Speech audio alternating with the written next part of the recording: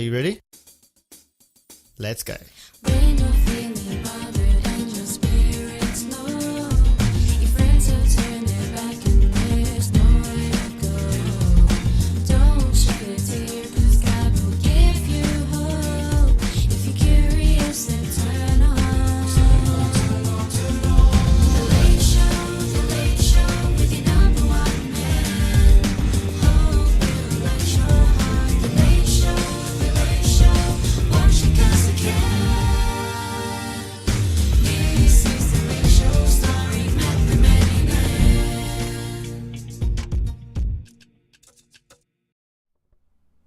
All the way from the land down under, from the heart of Melbourne, the most livable city in the world, the land of the kangaroos and koalas. Ladies and gentlemen, would you please welcome the one and only Matt the Man Younan. Good evening and thank you for joining us again tonight.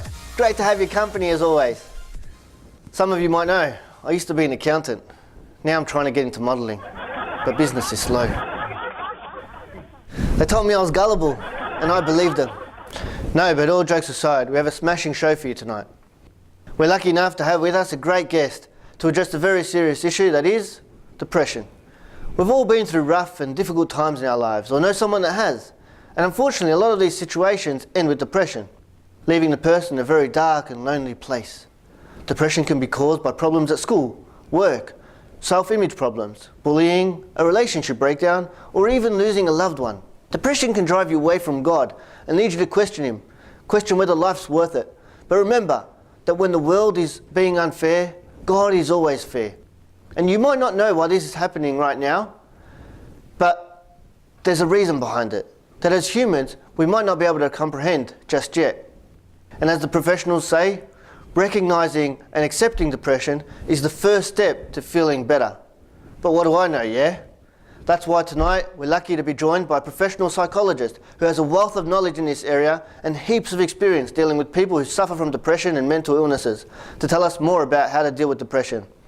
Ladies and gentlemen, I speak of the very lovely Nancy Abdenoor. Would you please make her feel welcome? Hi, Matt. Hi, Nancy. Thank you very much for joining us tonight, Nancy. Thanks, Maddie, for having me. It's a pleasure. So Nancy, firstly, what are some of the signs and symptoms of depression? Well, as an observer, we notice that some of the signs might be that people are just not themselves. They perhaps not involved in the usual activities that they're involved with, so they're a bit withdrawn. They might be moody, so very irritable, not really pleasant to be around necessarily. Some of the symptoms that people experience can be just really wanting to stay away from other people, feeling demotivated, sometimes difficulty in making decisions, sometimes important decisions in terms of, at work or with their family and friends. And just generally describing this dark cloud over them all the time. And we're not talking about just the odd bad day, we're talking about a persistence in feeling very low and quite sad. Yeah, I mean, you mentioned obviously the odd bad day and being withdrawn. So just because someone's withdrawn doesn't necessarily... Yeah, I mean, I think we all have days when we just kind of want to be on our own, but we're talking about anything that is longer than 2 weeks is generally what we would classify as being a real indicator that there's a problem. Yeah, and so what I suppose puts people at risk of suffering depression? Look, definitely there are some personality characteristics that tend to, find people being more at risk than others. So people who are perhaps more perfectionistic, so really like to be in control and like things to be in a certain way, tend to be more susceptible because that's not reality. In reality, things happen. So they tend to be a bit challenged by some of life's curveballs, if you will.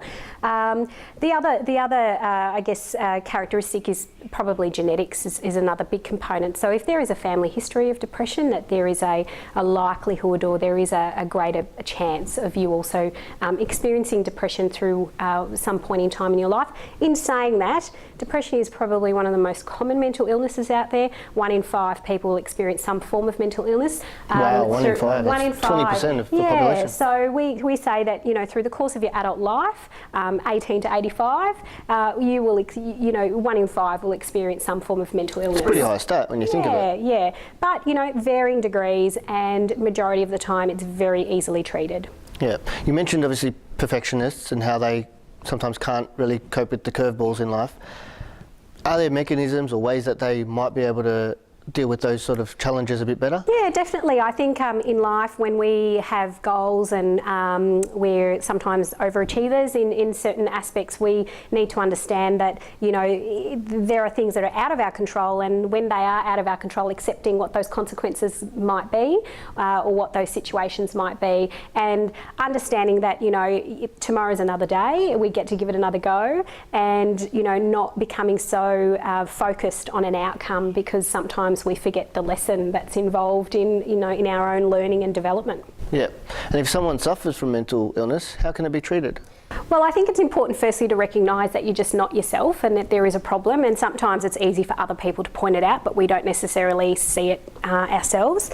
So it's really important that once you have recognised that there is a problem, that you take yourself to perhaps your local GP.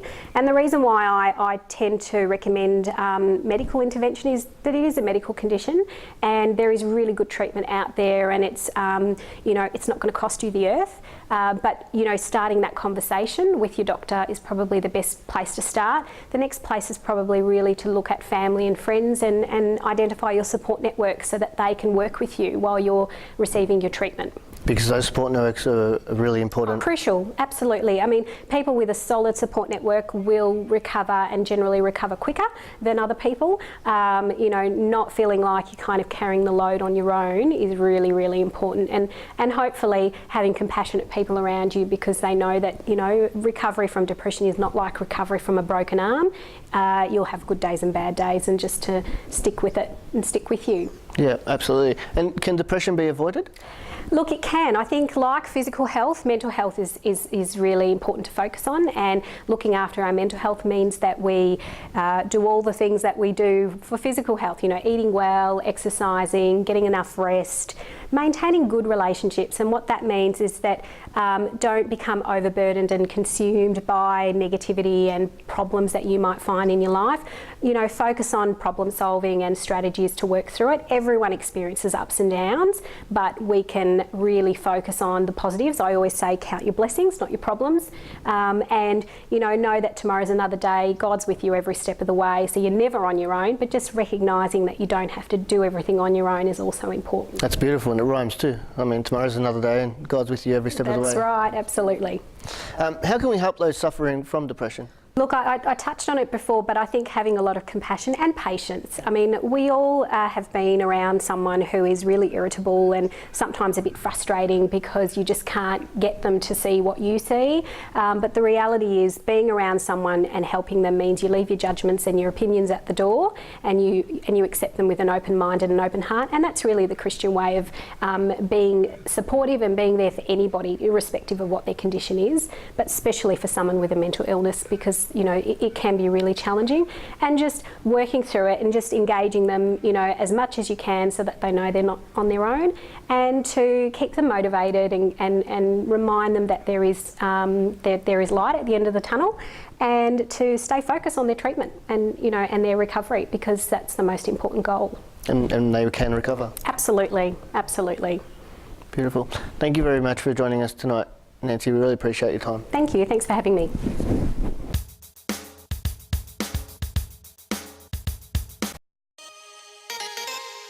My life sucks. What are you doing behind the door, man? Far out.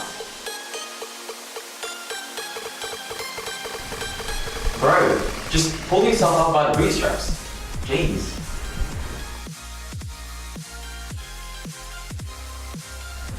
Where are the bootstraps? Kill me. Look, mate, you just gotta stop all this me stuff. Unbelievable. You know what, mate? I think you should just really pull your chin up. Oh, so that was my problem. My chin hanging too low. Dude, Your shirt's on the wrong way. Again. My shirt, my pants, my boots. Have you seen my glasses? Yeah, sure, Mum, yeah. Yeah, I'll let Mina know now. So, Mina, Mum says to try some chamomile tea. It's very good for treating depression. You should try some.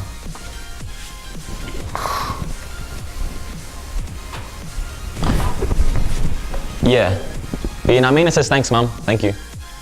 Look, I know how it makes you feel. I mean, I lost a Candy Crush a couple weeks ago, and I got over it. So can you. Just move on. You know, you really don't look all that depressed. Really? Exactly how does a depressed person look? Just to add to it all, I've just been declared bankrupt. Look, you know, you really just need to get away from it all. Go Paris, Hawaii, just go somewhere. Ice cream makes everyone feel better. And if that's not enough, here's another one. You're set, bro.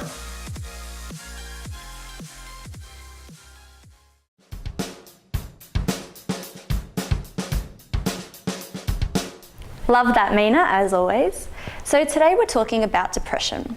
Firstly, as with just about anything in life, there are signs and symptoms. Some signs of depression that people might display include the person not being their usual self, withdrawing from activities they're usually involved in, they may become unpleasant to be around, or they can even just be really moody. Also, the symptoms they may experience are wanting to stay away from others, they may feel demotivated, experience difficulty making decisions, or they even describe the feeling as a persistent dark cloud over their heads. Secondly, I'm sure we have all experienced a bad day, just waking up on the wrong side of the bed and feeling quite down, and maybe even showing some of the signs and symptoms I just mentioned.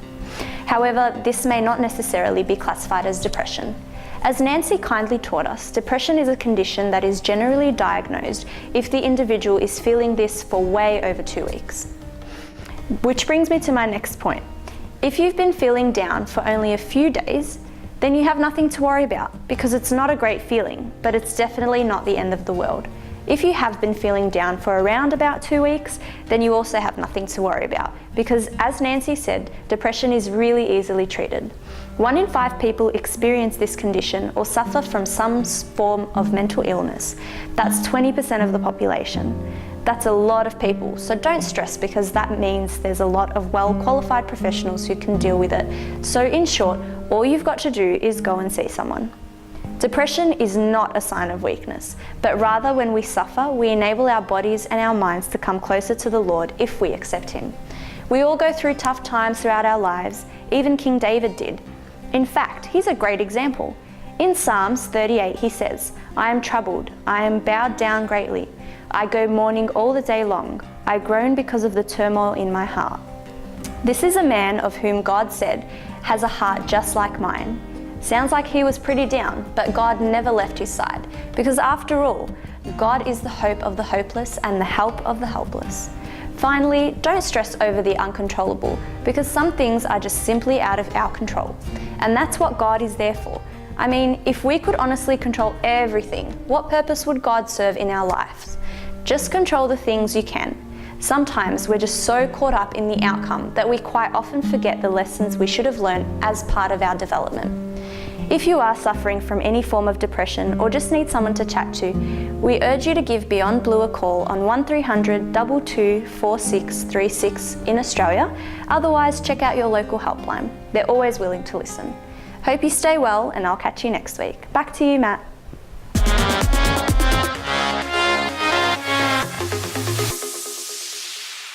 If you're depressed or have been through depression, don't be ashamed of it. Jesus never condemned a sad person, but rather he identified with grief and sadness when he wept over Lazarus. Don't be shy to seek help, even if all you need is someone to talk to or someone to listen to you. Talk to a church priest that can guide you back to the right path. Keep a good friend close or find comfort in your family, and the most important one of all is prayer. Prayer never fails. Even Jesus prayed in the midst of his distress. And the Lord promised us in Deuteronomy 31:8, "It is the Lord who goes before you. He will be with you. He will not leave you nor forsake you. Do not fear nor be dismayed. Ask God to give you the strength you need, and always remember that He will never put you through an experience that you can't handle. He will always be on your side, watching over you. He is waiting for you to be His friend, and in case you didn't know, He is an excellent listener. He says so in Psalms 34:17. When the righteous cry for help, the Lord hears and delivers them out of all their troubles. If you want God to help you and get you back on your feet, you can do so by reading His worldwide best-selling book, the Bible. You might have heard of it. In fact, you probably even own one. The question is it sitting there collecting dust?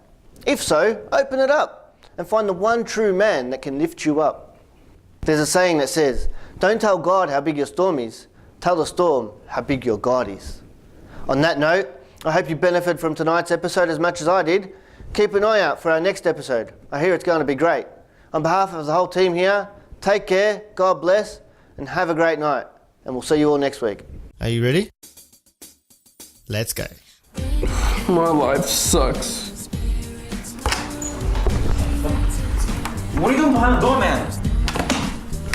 Depression scene 4, take 1.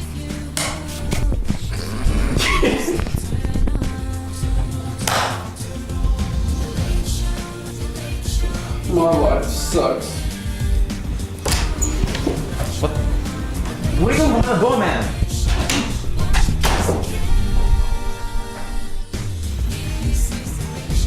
Depression scene 4, take 2.